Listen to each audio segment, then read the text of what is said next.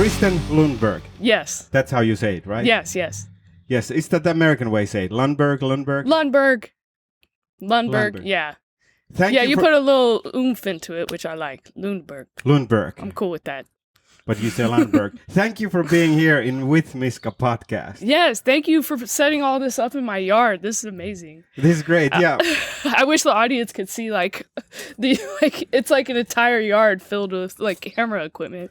Yes, 3 iPhones and some stuff like that. But yeah, but the actual yard is filled with stuff. It's amazing. Yes, If a bee flies next to you, it's okay. He's just trying to pollinate the lemon tree. Yes, we are in your yard. Yes. Yeah. Well, this is technically the owner of the property's yard, but I live back here, so I tend to these plants. I make sure the lemons that they're lemoning, and so I take ownership of this part of the property. Yes. How do you like it? I love it. This is Glendale, and Glendale is the best. Yeah. Have you had like a yard before? No, I've never had a yard like this before. I've never had one like this. I just started planting things when I moved here a little over a year ago. And before then, I never planted anything. But since I have this, I've planted bush beans. I planted some peas and some kale. And I had to put nets over all of my kale and stuff. I'm not sure if the camera can see, but there's like a box with a net to keep the butterflies from landing on the kale, because the butterflies are the enemy, because sorry, I got really excited talking about that's not you, it's the wind. Okay. You summoned the wind. Well, good. The wind can come because it blows the butterflies away, because what they do is they lay little eggs all over the kale, and then they hatch into caterpillars, but then those caterpillars eat the kale.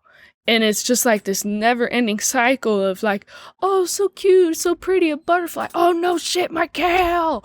And so I spent 2 whole days, like 8 hours a day, making these fences over my kale so the butterflies would stay away. I thought the butterflies were fun. I thought so too until I started to try to grow kale, my favorite vegetable. And you really like kale. I really like it. Yeah. Yeah, because I think I have mixed feelings with kale, because it's supposed to be healthy and I try to eat it. Yeah. But I don't know if I really enjoy it that much. It's an acquired taste, You remember when you were a kid and you first tried beer? Yes. And you might have went, oh, this is nasty, Like, that's the same with kale. It's like, it's like the beer of vegetables. Like, you just have to grow to like it eventually. And you guys, I'm going to take these glasses off now, because this was like a prank.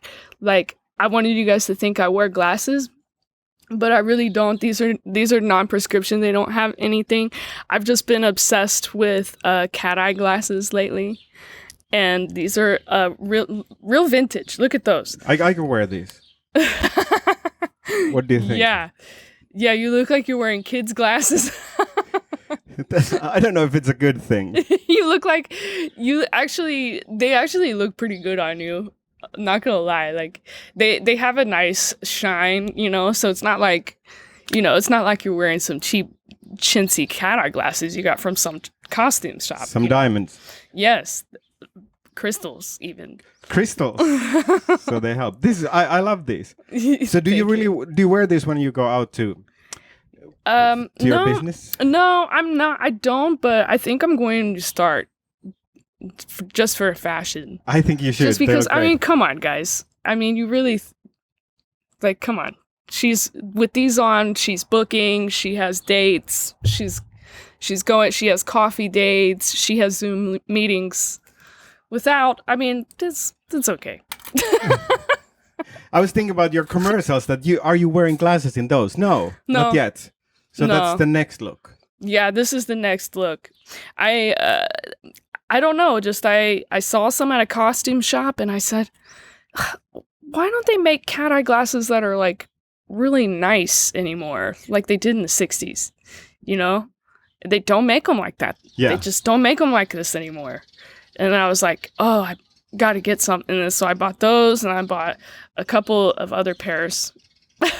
Those look great. I love them.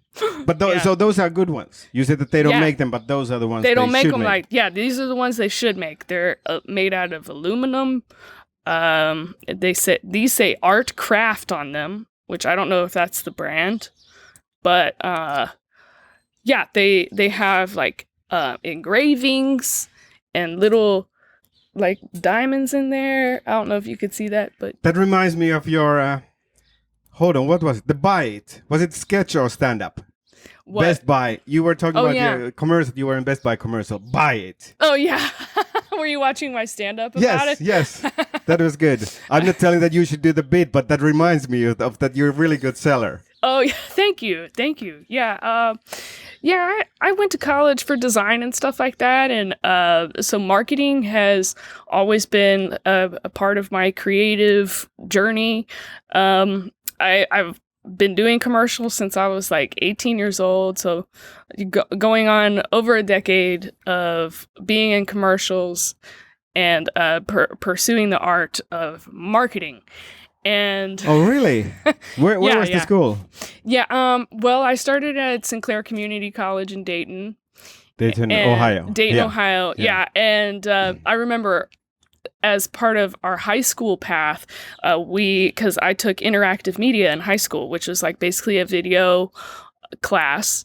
And as part of our graduation, we got a free scholarship. Scholarships are free. We got a scholarship to the community college, and no one else in my class took the scholarship. Everybody poo-pooed it. It's not even what we want to do, because it wasn't a scholarship in video arts. It was a scholarship in graphic design. But I said, close enough. And I went and I took the scholarship and got hired as a designer in the Dayton City paper, which is, I'm not sure if it's around anymore, but it was the arts and culture paper in Dayton. I'm like, man, I made it. Like, this is awesome. It was like my first job where I sat down at a desk. I had to do everything the publisher told me to do. And it was a very busy, fun job. And I thought, community college, suckers, like, community college is awesome. So, yeah. And you get the job almost right away. Yeah. I started as an intern, but then the designer that they had there had to take leave of absence because she was pregnant. And then she just decided never to come back. And I was like, well, lucky me.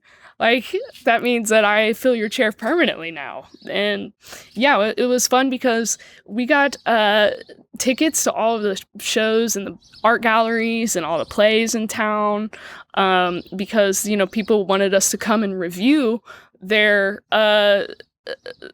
performance. Yes. So we would get, the whole staff would just get free tickets to stuff all the time. So it was kind of like, I felt like I won, but then I was like, I want to further my path. And even though you had everything. Yeah, even though I had everything, it felt like really good. But I was like, if I can do this, then what else can I do? So I decided, I want to still be a toy designer.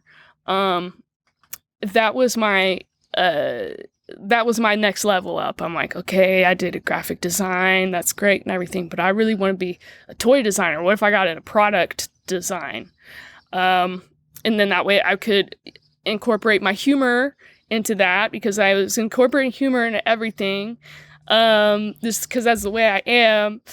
And so then I went down to the Art Academy of Cincinnati, and with my portfolio that I made at Sinclair Community College, I was able to score a scholarship that covered over 3/4 of my tuition at the Art Academy of Cincinnati, which was a big deal because Art Academy is a private school. And they're very, like, high art. Like, they have, like, they have programs for painters and sculptors. And, just very, like, that elevated, elegant art. And I was like, I want to do, like, I want to do marketing and disruptive arts and, just, like, 3D printing and, like, anything that was, like, technological, disruptive. Like, I wanted to do it. So I went to the Art Academy of Cincinnati, which, it was a challenge because while I can do like the more traditional arts like sculpture and painting, like I'm not interested in that kind of stuff. And they were very like they like forced everybody to do that. Like everybody had to take a sculpting, painting, drawing, and I was like, this is the worst. Like I just want to do video design, so I did, and I just did whatever I wanted, which is the cool thing about that school, is because they were like, well, just because you have a design degree doesn't mean you can't like make your senior thesis about making videos. So that's what I did, and I made all these sketches, and like comedy sketches for my senior thesis. And so while everybody else was hanging their paintings, I was hanging giant TVs. Yeah. They weren't that big, but they were like flat screen. And at that time, flat screen was pretty like kind of still new. So like I went to Best Buy and I bought 3 of these flat screen TVs, knowing I'm going to return all of them because they're just for my show. And that was my show, and I was, that's just part of my journey as an artist, which is a lot. And now you're mainly an actor and stand-up comedian. Yeah. How's the graphic design and all that stuff? So all that throughout all of my design jobs and everything, after I graduated the Art Academy of Cincinnati, I got a job toy designing like I wanted to. Like in a real toy sculpting. Yeah, because Cincinnati actually has a rich history in toy design. I think in the late 80s, everything moved to New Hampshire or Rhode Island. I think Hasbro moved to Rhode Island because Hasbro used to be Kenner Toys in Cincinnati, and they invented the Blythe doll and like all these other different iconic dolls. Well, maybe G.I. Joe? Maybe. I think I forget who designed G.I. Joe, but anyway, what happened was Transformers. Yeah, I don't know. I feel like for them, it's like who owns the license, because Transformers started as like Disney or Marvel or something. I so it's just like about who owns the license. Yeah. So like the cool thing about working in the toy company was like I would know all of the movies that were getting ready to come out. That they haven't even started advertising for. And actually, I had to sign an NDA to not talk about the movies that were coming out because they designed the toys and make the movies at the same time. It's simultaneous. And so I didn't know that. And I was like, oh, that's like a really exciting part of the business is like, getting to work on secret projects. And so a lot of these people that are in Cincinnati, they used to work for Kenner Toys. So that's why they're just like the leftovers. They didn't pick up and leave with everybody else. They stayed. And so that's why Cincinnati has a rich toys history. Can you tell now what projects you worked on? Yes, I worked on a bodysuit for Janet Jackson for her performance during the Super Bowl. I've heard about that. Yeah, the one where they hit the nip slip. Yeah. So the bodysuit for that. Fault. Yeah. That was like a toy.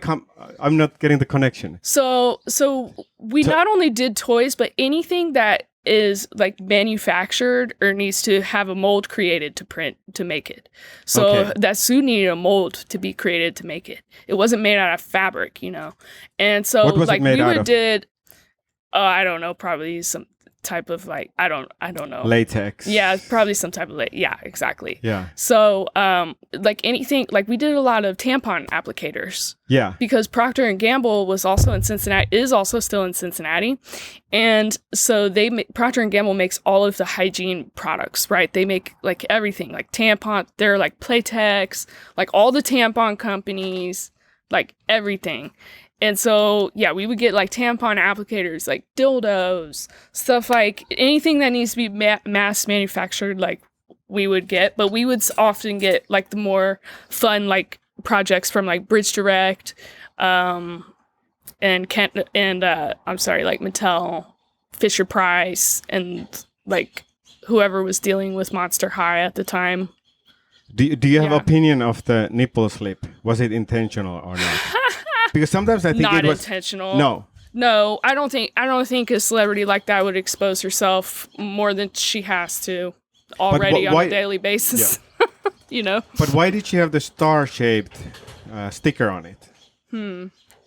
That seemed planned. I'm not saying it's like that, but that's what I was wondering. Yeah. You remember? there was a star shape. Well, I do remember that, but there's companies that make different shapes of pasties. Okay. That, if I were going through and picking out pasties I would probably want to wear the fun, cooler ones, just in case something like that were to happen. It's not some nasty, like, clear, round one.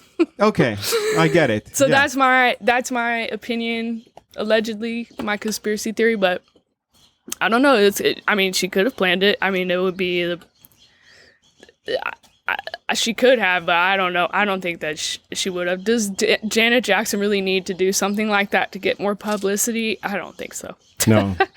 Okay, well, now I got the idea that yeah, you could just choose a fun pasty. That would make sense. Yeah. So you were working options. Yeah. So you were working on those toys, or in that toy.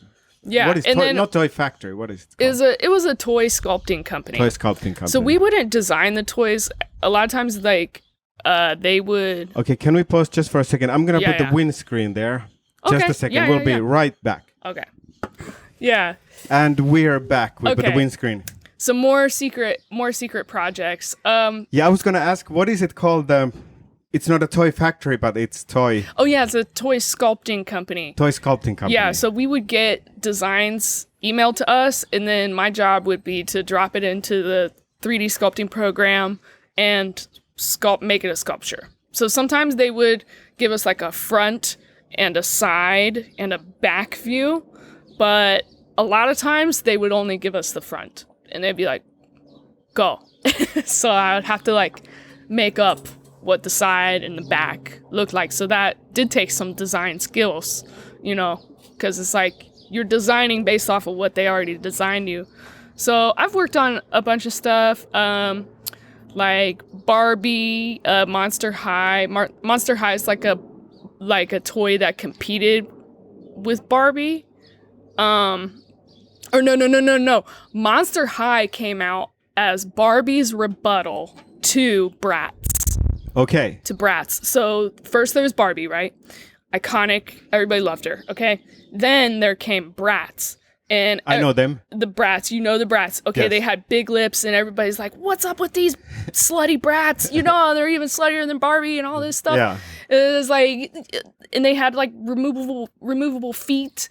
And like Barbie was like, oh, hell no. Bratz aren't going to take our thunder. And so then Barbie came out, Mattel came out with Monster High. And I don't know if you heard of Monster High. I've heard, but I don't know much. So okay. Please tell me. Monster High was my obsession because they were very like ghoulish, like edgier Barbie dolls. Like, so one's name is Ghoulia and she's in high school. They're all in high school. And Ghoulia is a ghoul. So she has blue skin. And I think or maybe she has like green skin. I don't know, but that's like the coolest thing about the dolls is they have different colored skins, like blue and green and purple. Yeah. And like I think one of them is like a vampire, so then she has like little fangs, and like they have piercings and stuff. And this is all stuff that the doll comes with. That when I was a kid, I had to take nail polish and make them look like that. But then we got older and look what happened. So the doll, can you say that again? Yeah. I didn't fully get it. So the doll comes in one color. Yeah, the doll comes. And then you needed to do nail polish Well, too. when I was a kid, if I wanted a doll that looked like that, Got it. I had to take the nail polish kit. And take a Barbie and just paint it. Yeah. Did you do that? Yeah. And then they came up, and you worked on Monsters High. Yeah, and I worked on the shoes. Yeah, it was very fun because it's a lot more fun than like Hot Wheels. So we would get Hot Wheels too. But the reason why I liked Monster High is because they're very organic shapes. So like, for instance, like a shoe with a bow on it. That's a very organic shape. You don't need to make it like function. It doesn't have to really do anything. Like, it can just look good. So whatever you make, if it just looks good, it's good. Whereas like Hot Wheels, okay, it's a car. It has to function. It has to have a certain, like, it has very controlled surfaces. Like, everything is very smooth, straight, like nothing too crazy, right? So that's why I love working on the Monster High. Lots of other stuff came into. I worked on Angry Birds. Yes, they're finished. They're finished too? Yeah, like really finished. Yes. Like really finished. Yeah. That's awesome. Yeah, like the headquarters is in Finland. It was that's the whole awesome. thing. Yeah. I love Angry Birds. Yeah. I'm not huge into video games, but what I am into is forming up and teaming up with people and doing ensemble work, which I know in video games, definitely there's a lot of games where you team up with people. Yeah. And you go out and you just shoot the bad guy. But do you play at all? I don't play at all. No. No, I don't play games. I just I just want to get into more like dramatic theater and ensemble work. Yes. With people that I think are funny and like people that are also interested in doing the give and take that happens in ensemble work. That seems like a step away from being a stand-up. Yeah, because I did stand-up throughout everything I just told you guys. I did stand-up on the side the entire time. So I started doing stand-up while I was like 18, entering college, and I said, I'm an adult. I'm going to start working on my comedy now. I'm a stand-up. Because I always felt like I was funny and that I had like a certain like energy to give. And I feel it was reciprocated. Yeah, people dig it. So I'm like, okay. Yeah, I'll keep doing the stand-up. It's like there's that give and take with the audience. But the thing is I was doing stand-up because we didn't have improv classes in Ohio like there are out here or in Chicago where I studied improv. Where? I studied improv at Second City and IO Theater in Chicago and at the Clubhouse in Chicago and the Annoyance Theater. Wow. I did like all of them. Yeah. I didn't finish them all. I finished Second City and IO. Yeah. But I definitely took a few classes at like all of the theaters. There's other ones I'm not mentioning too. There's like there's like another one I forget I took classes at. But anyway, so we didn't have that stuff in Ohio. So I started doing stand-up because I was just like, I'm like, I'm bubbling. I need to figure out how I'm going to get this energy out, how I'm going to share this with people. And I felt like stand-up was really cool because, there's power and presence, right? And I feel like that's where I thrive. It's like being in front of people and with people and just working with people in any capacity in person. So I was like, okay, cool. And then I got really good at that and I kept doing it. And eventually like I moved to LA and I was like, I want to be on Jimmy Fallon. I got on America's Got Talent. You did? Yeah, I did. Yeah. Before I moved to LA, when I was living in Chicago, I got in America's Got Talent because of my violin and comedy bit. Yes. And I had this bit.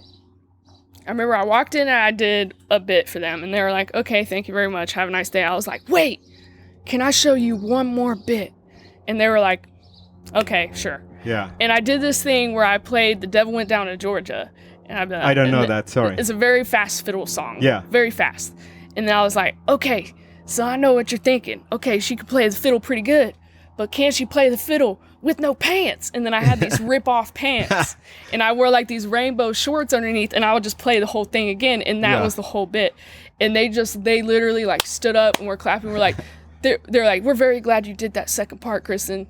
And they're like, basically like, welcome to the show. Right, so then I got to go. And this was the pre-audition. This is the pre-audition, not filmed. Yeah. Okay, so then I got there and they flew me out to Pasadena, which was so cool. From Ohio? From Chicago at the time.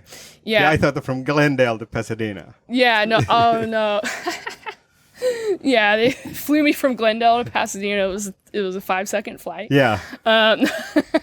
No, they flew me and I remember feeling like, oh, this is so cool. Like, this is it. This is gonna be the start of my career. And like Tyra was there, and I think at the time the judges were Melanie B, Simon Cowell, Howie Mandel, and Heidi Klum. Yes. And they all passed me except Heidi Klum. It's okay. Germans don't have a very good sense of humor, right? Apparently not. Do they all need to pass you? Do they all need a what? Do they all need to pass you? No. For you to No, progress? so I got passed. Yeah. And we were working on the second round of jokes. And somewhere in the middle of us working on that second round, they said, sorry, we're not going to air your part. Not even the first one? Yeah. They said they decided they were going to cut it. Okay. And I was like, damn, dude. You know, I felt kind of like, I was bummed, but I was also like, you know, America's Got Talent is like, you know, they want like a sob story. Yeah. You know, and I was just like, I was just not giving that at that time. Yeah. Like, maybe I could now at any given moment. But I just wasn't, that wasn't my energy. I don't have like a really like dark, you know, back history of like, I just didn't, I don't know. I just didn't want to share that stuff. What do you have back there? You don't need to share everything, but like, what's your background? Like before toys and community college? Yeah, but well, I grew up with my mom and dad, in Ohio, and my dad is an aerospace engineer. Sounds great. Yeah, it was cool because he was an inspiration as far as careers go. I was like, okay, whatever I do, it has to be something as hard as what my dad does. What's as hard as rocket science? And I was like, making people laugh. Boom. That's true. Yeah. So I decided, you know, internally that I wanted to make people laugh and spread that, you know, that good love and energy for a career. But, you know, externally, like putting that out there wasn't, you know, very easy. So I grew up in a very artistic household, and my dad was like always encouraging us to make art, and I played violin growing up, and he was always very supportive of all that stuff. Yeah. How about mom? Mom also. Yeah. She wasn't as much of an artist as my mom has a very, she's got like a country bumpkin upbringing, not a whole lot of education in her family. Is like my dad's side of the family is very educated. Her side of the family is not so much, but what she lacks in education, she makes up for in people skills and charisma. So she got everything of where she is in life by basically just trying to be a messenger of God, doing the right thing, you know. So she's religious. She's religious. Yeah. And she always brought us up with religion. Yeah. And she took us to church. Shout out Fairhaven Church. When I was growing up, they were just like a big church. Now I think they're technically a mega church. Like they have a Starbucks inside. Inside? Yeah. I've never heard about that. They have their own Starbucks. Yeah.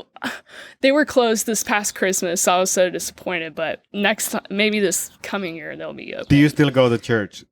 No. I don't go to church anymore, but I watch YouTube Church online. Okay. I watch, So you have a religious... Yeah. How would you describe? You're religious. It's just like a religious mindset. Like, yes.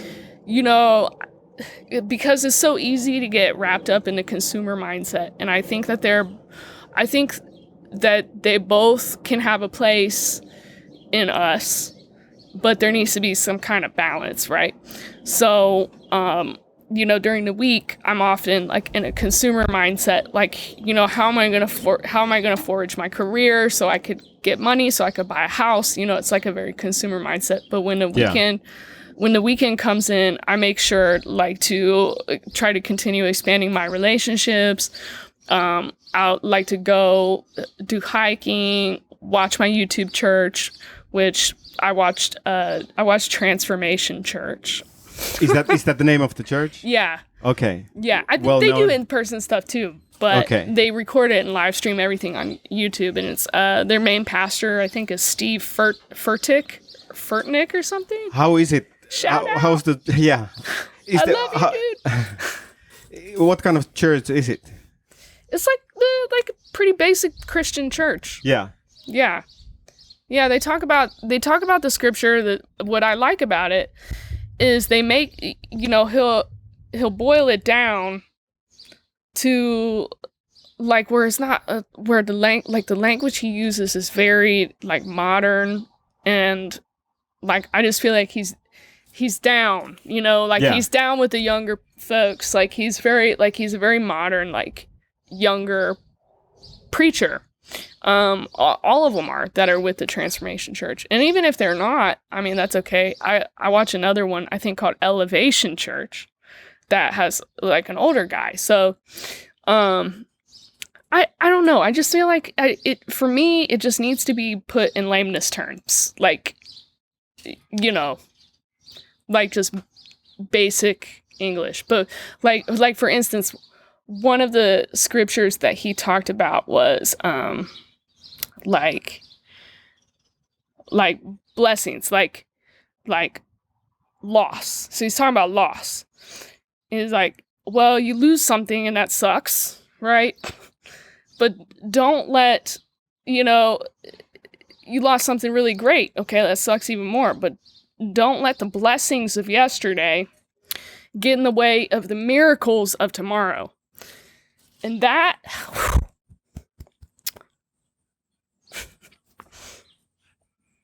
it's good scripture, my dude. Yeah. Sorry. No, that's great. I just get all worked up about it because, I broke my fingers and it was like when COVID happened, it felt fine to lose, not playing as a stand-up anymore, and it felt fine to not be making ice sculptures because I make ice sculptures. Yes, but we haven't talked about it yet. Yeah, we haven't talked about that yet. So I used to be an ice sculptor in South Central, and it was one of those like crazy like miracle jobs. Like I was like, oh my God, I can't believe I got this really cool job. Like I just, not very many people get to say that.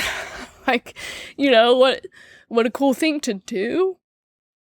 And then like, I broke my fingers on my left hand after 3 years of working there. And I felt very established in the business. I felt very comfortable.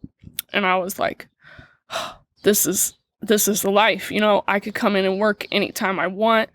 I'm working for clients like Ellen DeGeneres. Like I made ice sculptures for Ellen, like multiple for Ellen DeGeneres. I made an ice sculpture for Biz Markie before he died. I made one for a couple of them for Chief Keef, like rappers, people who are graduating college, people who are having bar mitzvahs, casinos would order food trays. So I made all this stuff with my hands. And it's like, it's unbelievable. Even like it's like hard to even tell people this because they don't see it. Like they don't see me as wielding the chainsaw and getting in there with the chisels and the drill and everything. So even just like being the way I am, like, a skinny girl, and being able to say that is even more of like, wow, what a prestigious like position that I found. Well, I broke my hand. It was like that was like instantly taken away, right? And then I couldn't play my violin anymore, right? So that was taken away too. Whereas like during COVID, it was like when those things were taken away, it was fine because everybody was stopped, right? But this time it just felt like, oh, it's just me, right? But it's okay. I made it through it. Actually, I have a really positive outlook about it now because don't let the blessings of yesterday, mess up your miracles of tomorrow. So what the miracle is, for me, is being able to slow down and focus on just being, right? Like, maybe I was doing too much. Maybe making ice sculptures during the day and then doing an audition and then running to a show and playing the violin at night, maybe that was too much. And maybe it's not about doing all that stuff. It's about just, here with my cat being. And then on top of that, it's like, okay, I'm not doing that stuff. Well, now I can really focus on my ensemble work. And now I could focus on being with other people and translating that into a career on screen. So it's actually been like a huge miracle, even though I'm not going to sit here and be like, oh, I'm grateful that my fingers got broke. Like, I think like that's stupid. The gratitude is for the growth. How did they break? Oh, I smashed him with a big block of ice, like a 200-pound block of ice. Fell, just, yeah. And what's the situation now? Can you play? I can play. I can, but I just don't. Yeah, you told me. Why? What's behind there? Yeah, I don't play because I just don't really want to. I just want to find a new outlet. And I know that sounds like it might be like sad, but it's not. I don't feel sad about it. Like, I don't even want to. Do you still do stand-up? No. No. I don't want to do that either. No, that's great that you're finding these things out. Oh, you don't? Yeah, I kind of like, I had a realization, I would say months after I broke my fingers, I kept doing stand-up without my violin. And, the violin was a big part of my stand-up. Yes. You saw.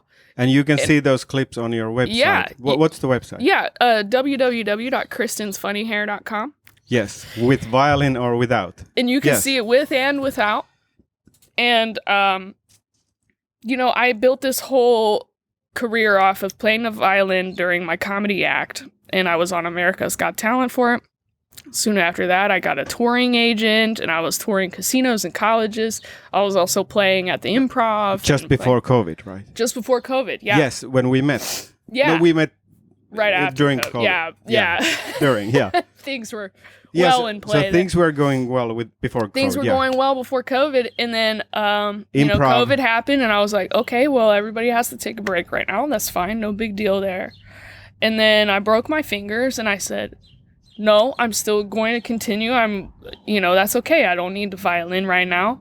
That just means I don't need the violin right now, and I still kept doing stand-up. But what I started noticing was I was doing stand-up at the detriment of my acting. So stand-up, none of these casting directors are impressed with any kind of stand-up activity because you're all just talking about yourself on stage by yourself, right? So nobody, it wasn't helping me with casting. And also, I would be up at late at night doing shows. A lot of times, I would headline. I would headline. And because I'm the only one that's been on TV, and so a lot of these shows, I would be the only one that's on TV. So, because I was in the Amazon commercial, I was the Bride and the Best Buy and the Rum Chata, Cotton, Grubhub, all this stuff. So and everybody's billboards. seen. So, and on buses, on the side of buses in Manhattan and all this stuff. So they put me up at the end, and then what would happen is, I would have a callback or something early the next day for acting, and I would be tired for my callback, or I would show up late or something because I was out all night getting free drink tickets at a comedy show that wasn't serving me anything. Okay, I would go there and I would get to make people laugh, but the satisfaction isn't coming from making people laugh. The satisfaction is working with other people, and I want to do that I want to do that during the day, and I want to do it on set, and I want there to be coffee involved, and it's just it's not my vibe anymore. I used to love going out at night when I was an 18-year-old, and then I just kept doing it because I was excited. Oh, I'm perfecting it. And then, I woke up one day and I'm like, I don't have my violin, and I'm not ice sculpt, and I don't want to do stand up anymore. I don't want to talk about this stuff. And all this violence is occurring around stand up too. Freaking Chris Rock getting slapped in the face, for making that for making that joke, which wasn't even a good, like, it was like a low-hanging fruit. And then you have Chappelle getting tackled, and then they found out that guy had knives on him and stuff, and that, like, he could have got stabbed. And I'm just like, oh my God. And then I was at a show one night, and some guy started heckling the comic that was on stage, telling him, get the fuck off stage, you don't know what the fuck you're talking about, F-bomb, F-bomb, F, all this stuff. And I'm sitting right in front of this heckler, and I could feel his breath, like, in my hair, like, you know. And I'm like, I don't want to be anywhere near this. I don't want to be anywhere near that, because I grew up with domestic violence in the household. Maybe I'm a little bit triggered by that. And I'm like, either way, I feel like that makes me even smarter, right? Because I'm like, I already know how messed up this can get. And if it's already, like, kind of messed up right now, like, as somebody who's seeing the red flags, like, I would be stupid to keep continuing to do that. Even though you might not think that my comedy is that offensive, and you might not think, oh, that would never happen to you. Well, that's what a stupid person that, oh, it would never happen to me. That's like what, you know, that to me is very short-sighted. So I'm like, okay, just like, I'm going to treat stand-up like any of my ex-boyfriends, right? I'm not married to you, stand-up. I'm not married to you, and you can get the hell off of my Instagram if you're going to show me red flag after red flag after red flag. And Jimmy Fallon is not, he's not here, so it's okay. I can come back if I want. But, yeah. How long ago did you step away? How long ago did I step away? Oh, like 2 weeks ago. Oh, it's so new. Yeah, it's very new. And I'm very excited, because I have more energy to do stuff like this, which I feel like counts more. Like, I want to do this more than I want to go do stand-up. I don't know. Maybe it's because of COVID. I just miss the connection with people. Yeah. And when you do stand-up comedy, sure, there's a connection. I mean, yeah, like, after the show, if they like you, somebody might come up to you. They might do that, but I don't know. It's just like, it's not a conversation. It's me going up there and telling you everything, and I'm telling you, and you don't, like, as an audience member, the only way you could respond back is with a groan or a laugh or something. And if you say any words, then you're deemed a heckler, and somebody's going to, like, reprimand you for it. And I don't like that. Not that I'm saying people that should be allowed to heckle, but I don't like that the audience feels like they have to be really quiet or they're going to get in trouble or something. Like, I don't like that. Actually, I'm a heckler myself. So when I go and see stand-up shows, like, I'll always almost 100% scream something. And I'm just like, man, but nobody likes that. But I kind of do. Like, I think I don't know. It's not a very collaborative art form. Yeah. How's the community that you have built in stand-up? I love the community that I've built in stand. Yeah, everybody, all the people, like, I love all the people. That's been the hardest part, actually. Yeah, that's what I thought. Yeah. Yeah, because the people they're just people that I like and would genuinely, like, hang out with. Like, I have friends that still do stand-up that I still hang out with. But yeah, I just don't do the stand-up part with them anymore. I just do, like, the fun, like, let's go for a hike, have a conversation part with them.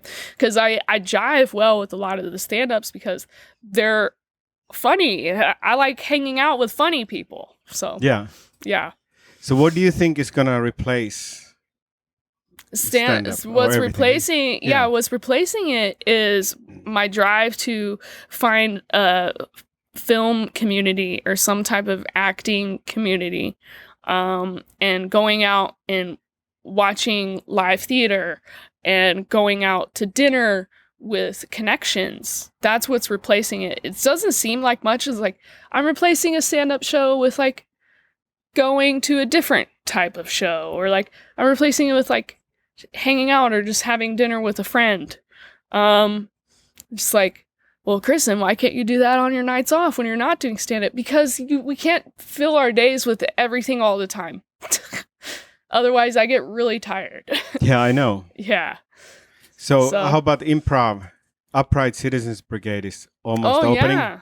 Oh, they are? Yeah, I just got an email. So someone bought them, like some company. Yeah. And they're going to open both of the locations. Yeah. In a few months. Oh, that's awesome. So they're back. I took classes there before the pandemic. Nice. Yeah. Yeah, they were great. I loved their classes. Me too. I took them during pandemic. Oh, you took them via on Zoom? Okay. Like 6 classes. That's cool. Yeah. Yeah. So how did you like them? The Zoom can be fun. I mean, I didn't do the Zoom. I did in person. I thought about doing Zoom classes again recently. But when I quit doing stand-up, I was like, man, like I just have a new manager, and my manager said, you need to get some more dramatic clips, because in order for casting to see you as an actress, you need to have some dramatic clips. Right now, all you have is comedy, which is great, but they see you as a comedian and not as an actress. And I was like, oh, okay.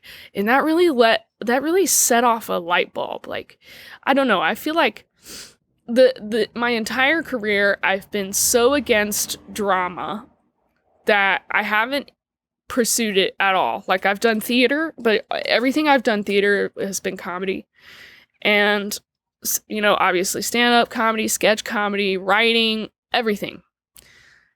But for some reason, when he said, I want you to do drama, I was like, you know what? You're right. Like, it's the one thing, you know, they say in improv, follow the fear. Yeah. It's like the one thing I'm scared of. It's like the one thing. And I'm like, dude, because I can stand on stage with like 2,000 people and play the violin upside down even. Like, you know, and I'm like, not scared. Like, maybe a little nervous, excitement, but not scared. But the thought of doing dramatic acting is so foreign to me. And I'm like, wow, I guess maybe I should give it a try. So that's also what I'm going to be replacing stand-up with, is just like some dramatic acting classes and trying out some dramatic scenes with my friends, which I've already been doing and uploading on YouTube a little bit. But they're not like great. But I have like this one scene where I'm like arguing with my boyfriend. What's in the woods. YouTube channel? Oh, my YouTube is just Kristen Lundberg. Okay. Yeah. So the scene here we're talking about. Oh yeah, it's just me talking. It's just me arguing with my boyfriend in the woods. Okay. But he's not my real boyfriend. You know, it's just a friend of mine. But yeah, it's real woods. Yeah, it's real woods. Yeah, and we're just arguing over some. I guess because I was like talking about our relationship to other people at the bar, and that was what we were arguing about. And he was like, "You shouldn't be telling people our shit. That's our shit." And I'm like, "Yeah, it's our shit. It's everyone." And I was just like, you know, just like kind of being like a hippie, like, no, it's like everyone's. Yeah. Did you improvise it? Yeah. Nice. Yeah, fully improvised. That was another thing I thought I would never do is like I'll never do drama, let alone improvised drama. Like, this sounds like the worst thing in the world, you know, because improv can be pretty bad sometimes, you know, just because people not being on the same page and stuff like that. So can stand up. But when I first moved to Chicago, I remember my friend taking me to a dramatic improv show. And he's like, yeah, we're going to see some improv tonight. I was really excited. I'm like, oh, I can't wait to go to this theater I've never heard of, to watch all these people I've never heard of. Do you want to tell what it is? I don't know what the theater was. I don't know what the show was called, but it was a dramatic improv show. And at the end of that show, I was like pissed. I was like, this is the worst show I've ever seen. And I was almost like, dude, I kind of don't ever want to hang out with you again. Like, that was so bad. So was it bad or just not funny? It just, I don't know. It just wasn't funny, but it wasn't supposed to be. So, yeah, you know, I can't blame him for that. But I think I just figured out something I didn't like. You know, it probably wasn't that bad. I probably just didn't like it. But yeah, I was like, this is horrible. And now I'm like doing it. Yeah. You stepped away from quite a lot because I felt that your stand-up career was going pretty well. I saw lots of ads of your shows online and you were headlining. Yeah. And you have a really unique look. Yeah. So I could see you going far in stand-up. Thank you. And I have seen your stand-up on video and it was great, but not live yet. Thank you. Yeah, I think it's even better live. I think stand-up should be watched live. I think there's way too many specials, and I don't care about any of them. And I'm just like, if I don't care, and I don't want to watch them, then why am I doing it? It was going very well. I think I was doing it because I was good at it, and I liked doing something that I was good at. Sorry, there's some wind. Yeah, it's okay. But it just and we're back. Yes. Yeah. Yeah. Yes, yeah, so sorry. I just like, it felt good to do something that I was good at, and I liked it. But, you know, I just like, the mind gets bored, you know? It was like repetitious. It's like going out and doing a show. Oh, let's say I did like maybe 3 or 4 a week on a heavy week. With not much money. Or some? No money on a lot of them. Sometimes it might be 10, 20, 30. The most recently has been $50 by my friend. My friends down in Long Beach and Huntington Beach would pay me to come down there and do those shows. Which sounds good to me. Very good. Very good rate. And a lot of times it would be more than one show a night. So I would stay, you know, for like 4 hours and go with $100. Yeah. It's great. But that's like as good as it gets around here. Like, unless you start making it bigger. Well, and then if you make it bigger, then here's your life if you make it bigger. Okay, let's say you get on Jimmy Fallon or something else. Okay, then you get maybe like a $1,500 paycheck. I got paid more to open for Patton Oswalt. You know what I mean? So even that's not really a lot of money. Like $1,500 might sound like a lot to some of the stand-ups watching, but it's not.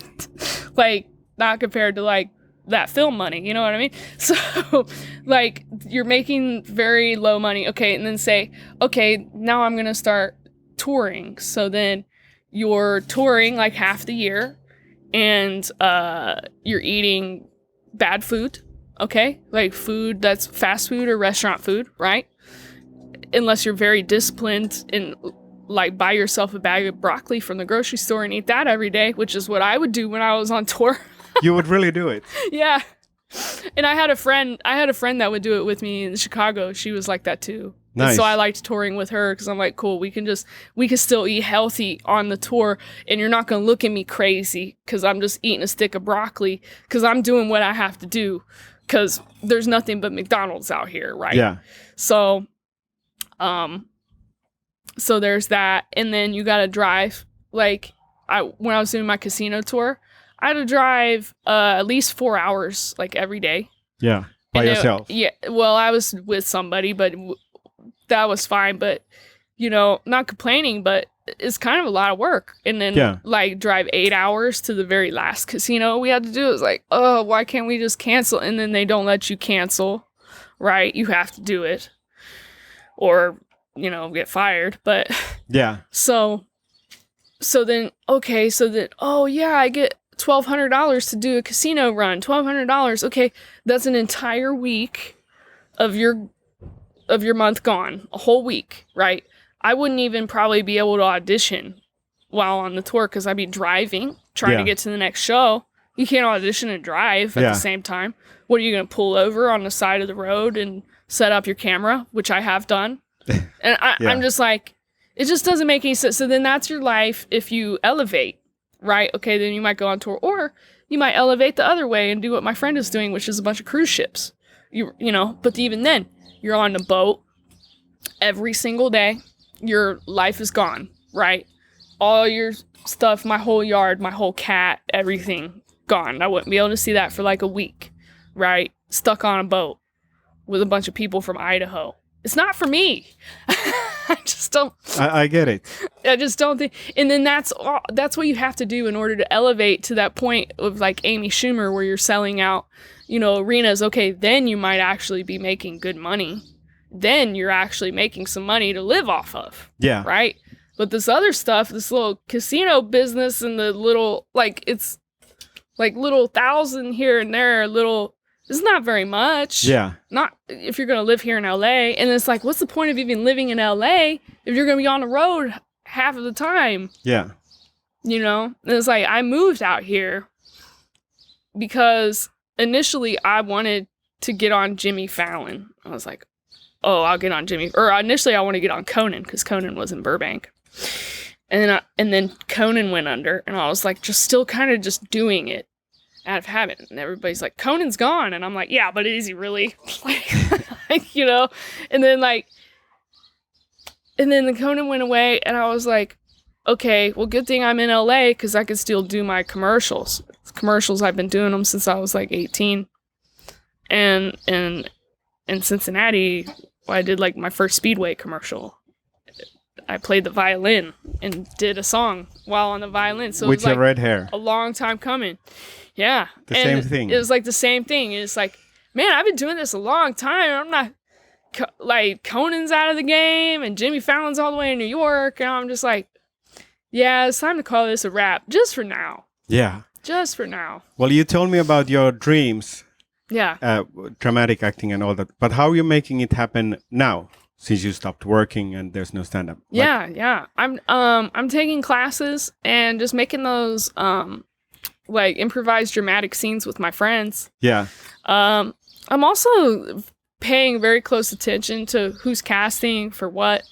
I'm doing what they call in sales, making my pipeline. Yeah. Yeah. So I'm still like researching and trying to figure out emails and emailing people, anybody that I can think of, like anybody that I think might be a lead to a job, like not just casting directors, but like directors and producers and like executives. Like I think last night I emailed an executive at Paramount. I emailed her a thank you because she is producing a show that's about Ohio called Welcome to Flatch. Okay. And I just emailed her like a thank you. Thank you for being a part of this production. You know, I'm from Dayton, Ohio. When I first moved away, nobody knew what or cared what a Dayton, Ohio was. Now Ohio is the butt of many jokes and shows and like comedy shows. Like there's the Welcome to Flatch, and then, you know, back in the day we had the Drew Carey show and then Cleveland. Yeah. And then like it's like Ohio is now kind of like this place where people out in the West are accepting a little bit more, and like it's just like becoming like cooler, a bit more of the culture, I guess, and a bit more of comedy culture, which I think is really cool. So I just emailed her like, thank you, you know, that's, you know, I'm from Ohio and it means a lot to us. And I have an email tracker, and I think that she opened it. She opened it twice. And she reading the email, she also knows that you're an actor. Yeah. Okay. Yeah, so I put in, I say thank you, but then in my email signature, that's where I have my website, and I also have like a picture that shows all of the shows that I've been on, like Cannonball USA and something on Amazon Prime and like another show, and I put all that stuff there, and I put my Actors Access profile so she could go look at that, and that's all in the signature, so I don't feel the need to be like, oh, I'm an actor, here's my life story, I'm from Dayton. It's like, I feel like in building the pipeline, I want to make sure that the person I'm emailing feels really good, so I'm not going to pitch myself at all, because otherwise anything I said before goes down the wastebasket, right? Because they'll be like, oh, she's just saying that stuff because she wants a job or whatever. It's like, no. Yeah, that might be true. But also what's true is I really appreciate the work that she did. So I'm just making sure that's there with no other, you know, self-pitching or anything. And then that's how the pipeline begins. So now I have her email, and next time I have something really big come out, like a commercial, like my Mountain Dew commercial might be coming out soon, for Hard Mountain Dew. So when that comes out, I've already emailed her once before, right? So she might not have even replied or really even read it, but she'll remember, oh, isn't this the same girl that said thank you from Ohio or whatever? Without asking anything. Right. That's nice, the first email, that you don't ask for anything. Right, you just say thank you. And then the second one I go, oh, hey, by the way, here's this. This is brand new. I'm excited about this. I just would like to share this with you. Something else that would just brighten her day. Now, in the back of my mind, I'm going, I hope that she keeps me in mind for her project, Welcome to Flatch, because now she knows I'm from Ohio. She knows I am hopefully knows I'm a talented actor by the way I present myself. And so I'm hoping like, okay, I'm trying to build that. Yeah, she might not reach out to me and ask me directly, but if I ever see in the breakdowns is something that's just like so perfect, maybe since I built this pipeline beforehand, I might feel more comfortable and she might be more accepting if I reached out to her about a specific role, if that were to ever happen. Yeah. Yeah. That sounds great. So Sorry about the wind. Yes. Yeah. That's your... That's my idea of like business for acting. That's what I do. And that takes up all of my energy now during the days. So at night I feel like, I can relax, go to bed. It feels like I have a real job, instead and you do. Yeah. I have 2 more things. Yeah. So the second to last thing is, if someone is not living in LA and is thinking about moving here and just getting some work or making it in Hollywood, yeah, would you have any advice? Yeah, if somebody was moving here, who's thinking to move here, yeah, as an actor or comedian, yeah, well, my advice would be to just have as many consolidated materials as you can. So like your headshots, and have a really good looking resume and a reel, like maybe like 2 reels, like one for comedy, one for drama. As I'm learning, I'm like, oh, I should have one for both. Okay. I should have one for drama too. Yeah, one for each. Yeah. Yeah. I feel like a lot of funny people like us are kind of missing that opportunity, because I wasn't afraid of it because I thought I would be bad at it. I'm afraid of it because I just don't know. It's just unknown. But now that I know that I don't know, now that I know what I don't know, I am looking more forward to it. Yeah. Yeah. That makes sense. So have good materials for the advice. Yeah, have good materials, and I would just say be open and ready and excited for any kind of way to make money, because there's lots of ways to make money out here, not just in the restaurant business. I feel like a lot of people start in the restaurant business out here, or they think that it might be the only thing. But I think if you have any kind of skill whatsoever, especially in the arts, definitely make sure you take advantage of that skill, because as I found out, I became a whole freaking ice sculptor just because I had been a toy sculptor before, and when I talked to them, they said, yeah, that transfers over, that skill, like that transfers over, that means something to us. So they were able to use that, even though I didn't think, it doesn't matter what you think. Sometimes you just deal with the cards you've been handed, man.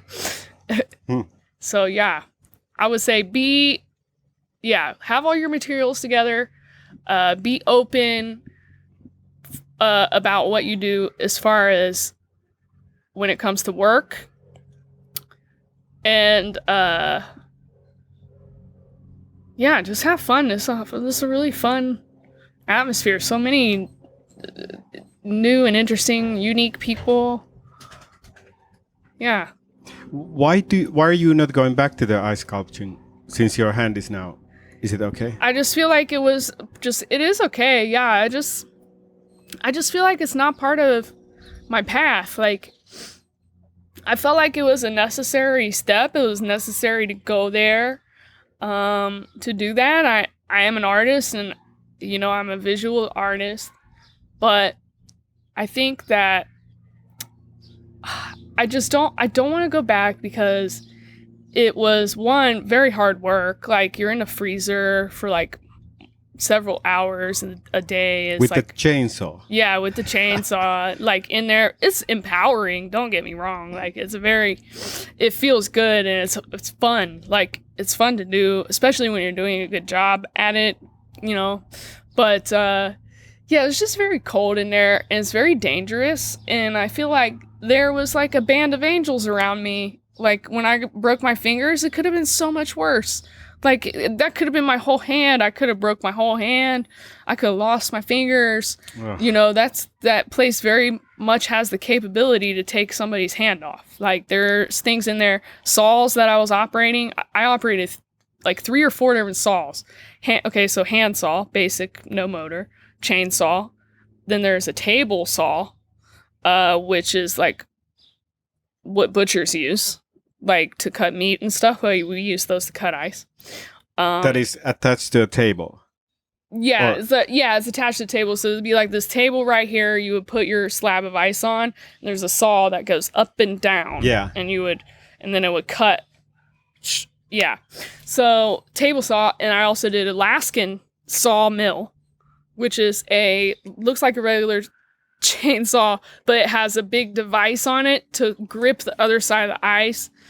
To make a perfectly flat cut, and then also used a bandsaw, which is kind of like a table saw. You still put the ice on a table, but instead of a saw moving this way, it's a saw moving that way. So it cuts the top of the ice instead of the side. Yeah. So there's like so many saws. Okay. And like the fact that I got hurt by not one of those saws is like a miracle. Okay, like, and now you need to step back. Yeah, like, I get it. I'm like, I want to be my whole life I'm like, I want to be a comedian. I want to be a comedian. I'm a comedian. Okay. Everybody's like, fine. Okay. Jesus, you're a comedian. All right.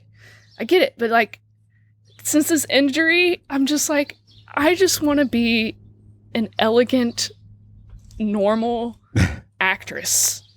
A nice. Normal actress with no hobbies or skills. I don't want I don't want anybody looking at me and being like, oh, she's so skilled or talented. I don't want anybody thinking that shit anymore. I just want to be normal. Like, I feel like I had that. That was great. But now I just want, like I said earlier, it's just about being. I love it. That's great. The last thing is that if people want to follow you or see your work, can you please remind of your website? Or since you have done this transition, what would you recommend people to watch? Oh yeah, your old stuff or new stuff, or I would recommend you still go on the website. Hold for plane. Hold for plane. Well, I can talk since there's the helicopter. Something I think you have done great is to embrace your look. The way you look with the hair and everything. Thank you. I think you have done like one whole big thing about it, and it seems to work. Because in all the commercials, it's you with your red hair, and it works great. Yeah. Thank you. We all should learn about that, to embrace what we have been given. Yeah, instead of trying to make it look different or whatever. Like, I think there's like multiple personalities that can go with each look. Like, you know, with your beard, you could be like a rough, haggard woodsman, or you could be like an educated college professor who, you know, likes to have a beer on the weekends, or like whatever. It's like, yeah, you're embracing your look, but to embrace not only your look, but to embrace the multiple personalities that your look can offer. Yeah. Which I think is what I'm experimenting with now more than ever, because before I was embracing my look in a more like tomboyish. Yeah, that thing does get a little wild with the wind, doesn't it? Yes. So before I was embracing my look in a more tomboyish way, because I was working in this ice factory for 3 years with all men, and I was like, just please don't look at me. Like, that was my whole thing, because they're always like catcalling me and stuff like that, and I did everything to hide the fact that I was like attractive. So like I would like not wear any makeup, and I would embrace it in a different way. But now that I'm not working there anymore and I'm not doing stand-up, I feel like I could take this rebellious edge off. I could take off the tomboy. I could take off the edginess. You know, I don't need to fight these men who are flirting with me anymore. I don't need to do that. I can be more elegant and free. And that's the look that I'm trying to embrace now. The feminine, elegant, and free. I like that. Elegant is a word. No job. Elegant is a word that I don't hear that often anymore. Yeah. I like that. Yeah. It's a word that I never really used to describe myself. But now you do. So the last thing, what should people check out from your work? Yes. Just go to my website. I made it myself. It is www.kristensfunnyhair.com. I might change that to kristensserioushair.com or something. Elegant hair. Elegant hair. No, I'm just kidding. But right now it's kristensfunnyhair.com. That might change. But you'll just right at the top, I put my most fabulous, famous work, the work that I'm most proud of. I have the Amazon commercial, which was directed by Jonathan Crystal, who directed a lot of episodes of Portlandia and Tim and Eric. And so that was a really proud achievement of mine. So that's on the website right when you land in there. And yeah, just look around on the site and the about page. Like, you can see some of my ice, like I used to do a comedy show where I would bring an ice sculpture. Yeah. And you can see the smashing of that ice sculpture after the show on my website. So yeah, that's on the about tab.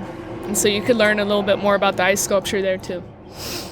And we still have your stand-up there. Yeah, the stand-up is still there. It's an old dusty relic, but if you want to look, it is just right on the landing page on kristensfunnyhair.com. You just scroll down a little bit at the very bottom where it belongs. No, I'm just kidding. Well, thank you, Kristen. This was great. Thank you. I haven't seen you for 2 years. Sorry, I cried. Oh, this is great. Oh, Have a good day. Thank you, Kristen. You too. Bye. Bye.